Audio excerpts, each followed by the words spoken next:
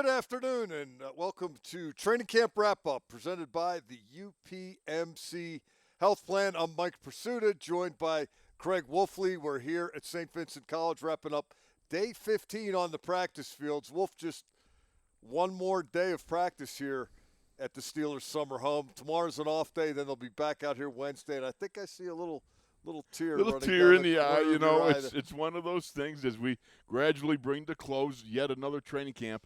I can't wait to hear Matthew McConaughey. Gentlemen, start your engines as the Latrobe 500 kicks into play, man.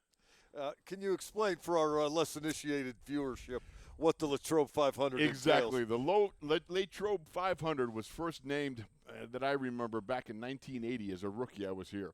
On the last day of training camp, as we were about to break camp, Chuck Knoll had us in the meeting room. He said, "Gentlemen, you know today is the last day of training camp. I know today is the last day of training camp. You know who else knows?" He goes, "The state police.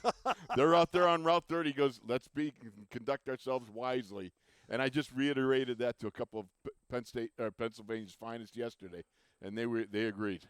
Well, we did have a practice today in advance of that final practice on Wednesday. And, Wolf, I'm guessing this was your kind of practice because whenever Mike Tomlin greets us afterward and talks about the really good intensity in our tackling periods, I'm sensing your immediate approval. Oh, there's no doubt about it. I mean, one of the things that's so beautiful about this is that in this day and age, yet when so many teams are not having physical training camps, you talk to a number of the players, there's a number of them will come and say, we didn't do this. We didn't have any of this. It's great to see that the intensity is still here, that they still bring the physicality, because like Mike Tomlin says, you can't box without sparring. You got to get in the ring. It got pretty close to boxing again today a couple of times. A few moments stood out to me along the really good intensity front. Team run, which was a tackling period today. They had the pads on. They were tackling. One of the new linebackers, LaQuay Washington, he meets LaMichael Pirine, and there's ill intent on both sides. Now, Pirine was not able to advance forward, but he didn't go to the ground either. And the whistle blew, and the play's over, and they're still kind of fighting. Washington's trying to get him down, trying to get the ball out. Pirine's holding it, and, fighting to stay up on his feet. And he finally goes down. I might be exaggerating. It might be 10 or 15 seconds of that. It seemed like it. And both sides erupted. The offense and the defense were both claiming victory for the rep, the effort that their guy had put in. Unquestionably so. Look, in absence of a declared winner, you declare it yourself. Yeah. You know what I mean? So that's the easiest way to win an election. There's no doubt about it. You just declare it yourself. So, if I'm there trying to push my guy ahead and they're there trying to hold him back, I'm going to start with hey, we got it. We won. The whistle's blowing and everything. Boom. And they're going to do the same. But I love the intensity because, it would be easy to walk out here on a Monday morning and say, what's the big deal? No. Preparation is all about what you bring every day to the workplace, and that's going to show up on when you got game day. There was another example of that, Montravius Adams. He hits the running back. I'm sorry, I didn't get the number of the ball carrier, but the play's run. Adams makes the stop. The whistle blows. He didn't get tackled, but it was over. And Adams just gave him an extended forearm shove at the end. A little mustard on the hot dog. That's right. And the running back kind of staggered back a little bit. Now you got the big circle coming together. The offense that's not involved in the rep and the defensive players that aren't involved in the rep. And I guess they just wanted to get face-to-face and say hello. Well, here's the thing. You got to stand up for your teammate. You're going to sheriff the pile. That's what we used to call sheriffing the pile. You got to get down the field to wherever the player is. Sheriff the pile. Sheriff the pile. Make sure that you are down there taking care of your teammate. You don't want any untoward actions to any of your teammates while you're on duty. All right, so you got to make sure you get down around there. Make sure you pull them up, you get them back to your huddle, and then you go about your business. But it's the offensive line especially. In that case, and they're both teammates, but offensive and defensive lines, they're the ones that really sheriff the pile. Another interesting little exchange that I noticed down there, Thomas Graham Jr., one of the defensive backs, he's fighting to get in the mix at slot corner. And there's a little pass in the flat. And, again, I didn't get the running back's number, but this was a non-tackling drill.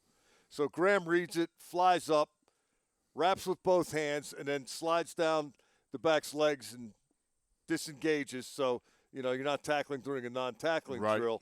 And the tight ends are all watching, Darnell Washington, Pat Fryermuth,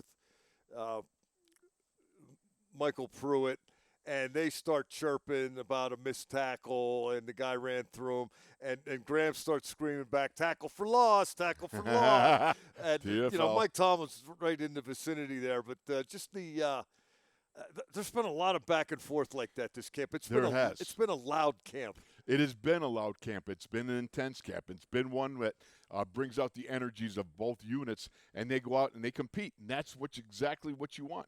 But again, as Mike Tomlin always said, I would rather have to say whoa than sick 'em. And that's, to me, the key characteristic. He's not had to step on the gas pedal. These guys are ready to step on it themselves. To me, that's that self-motivation. What Chuck Noll always used to refer to is make sure that you bring your enthusiasm. It's not emotion that gets the job done. It's your enthusiasm you bring to the workplace, and that's all that's pouring out there. And would you say, there was the one dust-up, the major Landon Roberts, Justin Fields incident that Mason McCormick took exception to. Right. I don't think anybody's really too upset with that. No. But it was isolated, as those things should be. Do you believe they have struck the balance they were looking for between professionalism in preparation and intensity and esprit de corps, let's say? Exactly, without a doubt. You watch them as they've gone about their business. They've done it in a way that, there's been a few of the gatherings of guys, as it will happen. But, no punches were thrown. Guys were able to make sure that both sides held back. And there's been obviously some conversations in the meeting rooms and so forth where, all right, fellas, we got to back off on that. You got to show and exhibit professional practice etiquette. And those are things that you have to, you can't be waylaid by your emotions. I remember a situation in a game, on a touchdown pass, a guy punched the back of my head when we were in a pile and everything. And I got up, I'm about ready to throw one, and the referee was right there like, you got to hold back. And that's what you have to do in those situations. And it's first learned out here. It's been good stuff that way, and some good stuff going on in the secondary as well. One of the guys that's gotten a little bit of a look here, certain players at certain times are, battlefield promoted. They're thrown up a unit or into a spot where they don't normally play so the coaches can get a look at them. And with Dante Jackson at corner, he's been out the last couple of days. That's given Cory Trice Jr. a real look. He's gotten a chance to run with the ones. He's gotten a chance to play in the dime. And he took the chance to speak with our colleague Rob King after practice today. All right, Mike, thanks very much. Cory, first of all, let's talk about the game action. I want to rewind in a moment, but what was it like finally being out there and being healthy and being able to play in a game? Man, it was like a dream come true. Man, it definitely felt good.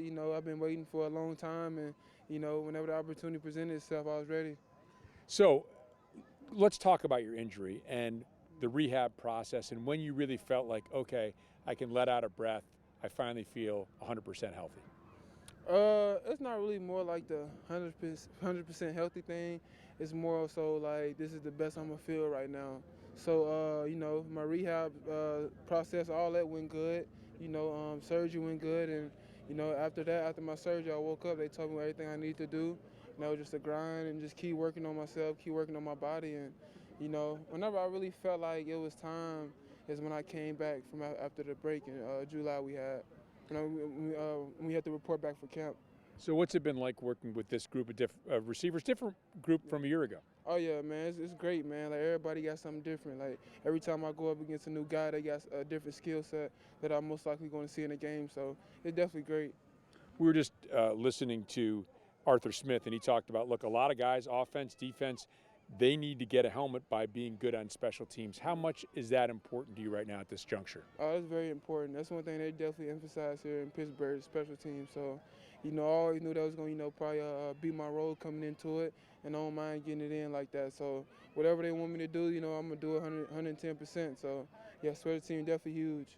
Now, every game is an opportunity. You have the Bills coming up. You have a team practice against somebody else that's not you guys. Are you looking forward to that? And what about this opportunity against the Bills? Oh, yeah, I'm loving it, man. It's just another opportunity for me to, continue to get my feet wet, continue to, get up speed with the game and stuff like that. So it's definitely a great opportunity.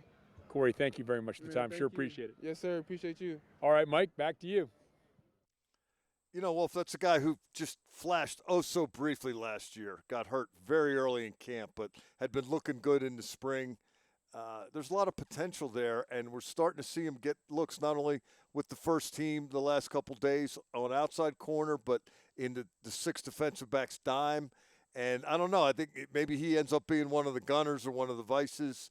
I'm starting to get a feeling that there's going to be a role for that kid. I just don't know exactly what it is yet. I know there's a couple situations there to play outside corner, can play that dime hybrid and everything. I like it in this way. It's not one time, it's not two times, it's Trice time. And the thing with this guy, you know, you look at him, we've been wanting to see him because the ability to have avatar corners, you know, those long limb guys with 200 pounds, very Mel Bluntish type of physiques. Though they're hard to come by, and yet this guy can run, and I love seeing him out there compete. You saw him last year, and when he got that knee injury, you're like, oh, man. You know, I felt for the kid because he's a competitor. You can feel it emanating from him. So you spend a little time talking to him, you realize, wow, that was a tough one. But, you know, he used the time wisely, trust the process, trust your rehab, come out here, getting the job done. I'm excited about the opportunities that lay ahead of him.